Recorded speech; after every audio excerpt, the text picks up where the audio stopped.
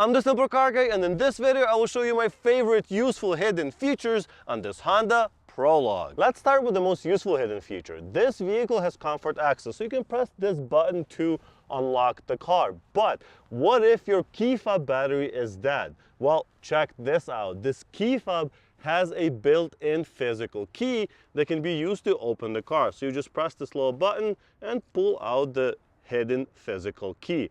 But how do you use it? There is no keyhole that you can see. Well, let me bring you a little bit closer and show you. So as you can see, there is a hole right here. So what you're gonna do is take your physical key and stick that in, all the way in, just like that.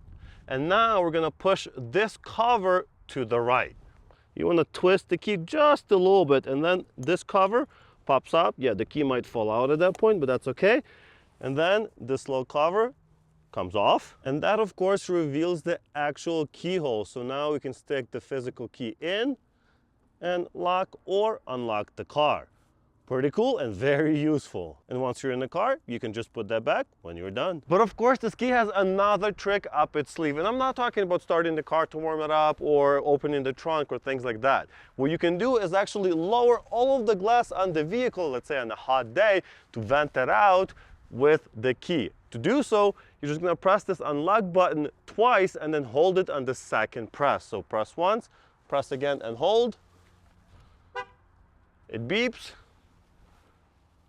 And there you go, all the windows are down. Unfortunately, due to legal reasons, you cannot close them back up using the key. You would think that if you press and then hold the lock button, it would raise up all of the glass. It doesn't. Similarly, if you have the key fob in your pocket, you can open and close the trunk by waving your foot under the car. So just like that. And there you go, it opens up on its own. And of course, you can close it as well. Beeps a couple of times to let you know that it will close. And of course, if you don't want it to close on your head while you're taking the groceries out or something like that, you can change the settings to just open with a kicking motion. You can also adjust how high it will open in the same menu. And here's how you get to that menu. You're just gonna go to Settings, Vehicle, scroll down a little bit until you see Comfort and Convenience. And this is where you have your hands-free exterior storage access, so you can open and close, or you can select to only open with the foot. And then if you go back, you can also set the height by going to maximum or custom. There's also a hidden app in this system that doesn't show up anywhere else that I could find.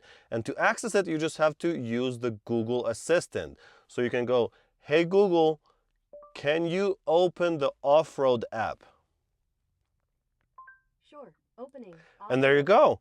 You have this app opened up that's made for really advanced, as you can tell, off-roading. Obviously this car is not really meant for that, but you can see the drive mode here, you can see your coordinates, you can see your elevation. So I'm at 5,000 feet elevation right now. We have your G-force, max drift, steering angle. So if I'm going to turn the steering, look at that, it's all live data. Very cool to see. I'm not really sure how useful it would be on this vehicle, but hey, it's really cool. And you have this terrain one as well. You can see your tire pressure, you can see your pitch, roll. And if you go to overlanding, you can even see your max reached elevation in this vehicle, which is 11,280. And the lowest one was -99. Pretty cool. So like I said, not super useful. You know, maybe you can play with it in your driveway, or if you're like going up a steep hill to see what that looks like. But yeah, very, very interesting indeed. This is also the only way to turn on the rear camera without going into reverse. Another interesting hidden feature that I haven't seen before is that this car will remind you when your blinker is on. So if you leave it on for quite a while, it will actually put a message on the display saying, hey, you need to turn this off.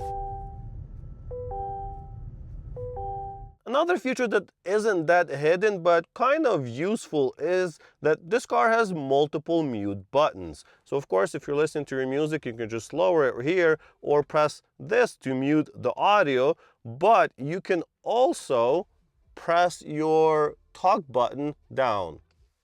So the one you would normally use to hang up, that will also mute your audio. Hey Google, what's the weather like? Right now in Erie, it's 40 degrees and sunny. So what's cool is that you can actually press this button at the same direction to cancel whatever your Google Assistant is talking about. Very useful in some cases. Our next feature is very simple. So if you press the dome light once, or the reading light, well, it turns on one of them. But what if you want to turn on all of the lights in the car? There isn't a button for that. But if you press and hold your reading light for a few seconds, all of the lights turn on.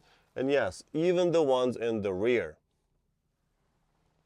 And of course, if you press and hold again, and it doesn't matter which one, it will turn off all of them as well. Now, this next hidden feature is almost silly to show since it's becoming pretty common, but if you are driving into the mountains or the sun is low in the winter, well, you can just drag your sun visor like this to block more of the sun. And yes, you can do it on both sides. Lastly, if you've been wondering what is this slot for and why does it tell you not to put your keys or coins or anything else in here, and it shows that it might get hot, well, that's because this is a wireless charger. I know that's pretty obvious once you know, but I'll put my phone in here at first and it didn't charge. You kind of have to wiggle a little bit, and the car has to be on for it to work. But yeah, wireless charger right here. Well, that's pretty much it. This car doesn't have that many hidden features, but I just wanted to make this quick video in case this has helped anybody. How many of these hidden features did you know, and have you learned anything new in today's video? Do you know any more that I have missed? Well, if you do, leave your comments down below. I would love to learn more about this car. Also, if you're interested in EVs, check out this video where I took my BMW iX on an 1100-mile road trip and the challenges I encountered with the charging system along the way. Thank you so much for watching, and I'll see you in the next one. Bye!